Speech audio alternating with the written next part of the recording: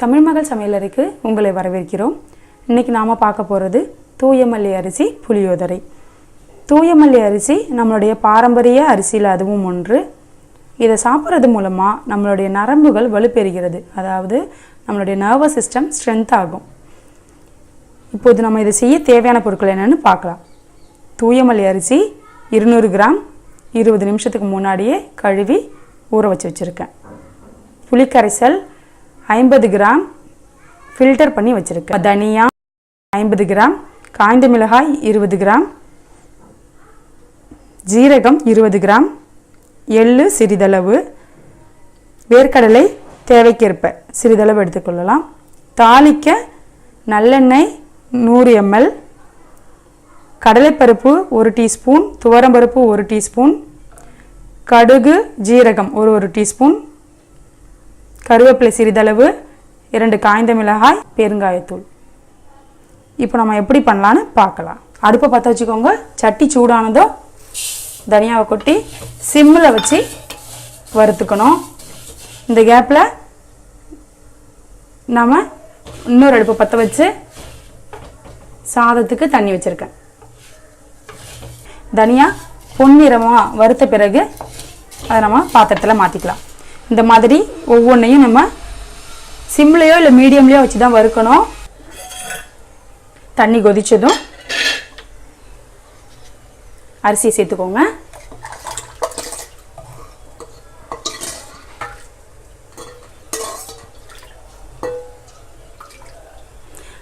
சாதம் நமக்கு சைடில் வெந்துக்கிட்டு இருக்கட்டும்.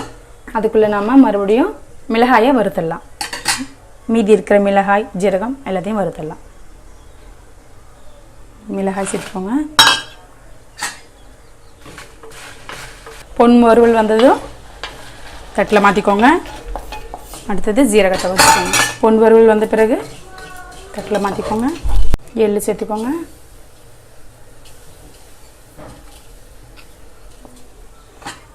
நல்லா வறுத்துக்கோங்க. எள்ளு வெடிக்குது.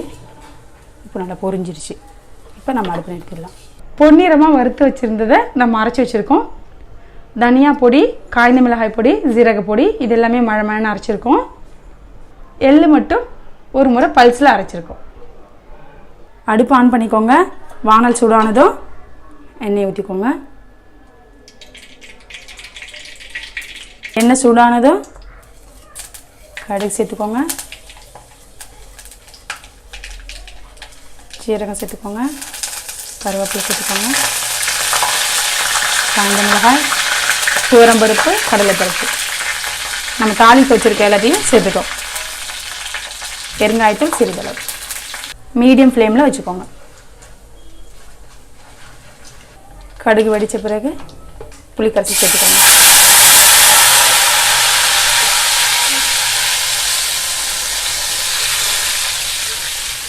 புளிக்கரைசல் நல்லா கொதிக்கும் போது 3 ஸ்பூன் தனியா, 1 ஸ்பூன் காய்ந்த மிளகாய் தூள்,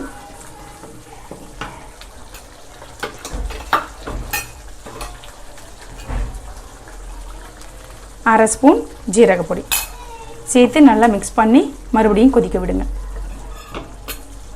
இப்போது கொஞ்சம் கல் உப்பையும் இது கூடவே சேர்த்துக்கோங்க, நம்ம சாதத்துக்கு தகுந்த மாதிரி. மஞ்சத்தூள் சிறிதளவு சேர்த்துக்கோங்க. பொடி போட்டு 5 நிமிஷம் கழித்து குழம்பு நல்லா கொதித்த பிறகு எள்ளு சேர்த்துக்கோங்க. கூடவே வேர்க்கடலை சேர்த்துக்கோங்க.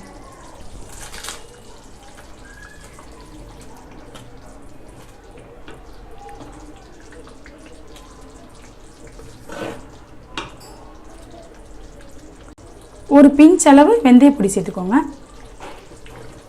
வெந்தயப்பொடி சேர்த்தா சுவை இன்னும் நல்லாயிருக்கும். சேர்க்கணுன்றது கம்பல்ஷன் கிடையாது. அடுப்பை நிறுத்திடுங்க. சாதத்து கூட மிக்ஸ் பண்ணிக்கலாம். சாதம் இப்போது நமக்கு வெந்துடுச்சு. நம்ம எடுத்து வடிச்சிக்கலாம். இந்த சாதம் வேகிறதுக்கு தோராயமாக 20லேருந்து 30 நிமிஷம் ஆச்சு. வடித்த சாதத்தை புளியோதரை கூட நல்லா மிக்ஸ் பண்ணிக்கணும்.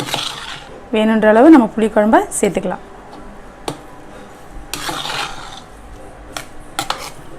இப்போ நமக்கு சுவையான தூயமல்லி புளியோதரை தயார். இந்த வீடியோ உங்களுக்கு பிடிச்சிருந்தா லைக் பண்ணுங்கள், ஷேர் பண்ணுங்கள், கமெண்ட் பண்ணுங்கள், சப்ஸ்கிரைப் பண்ணுங்கள்.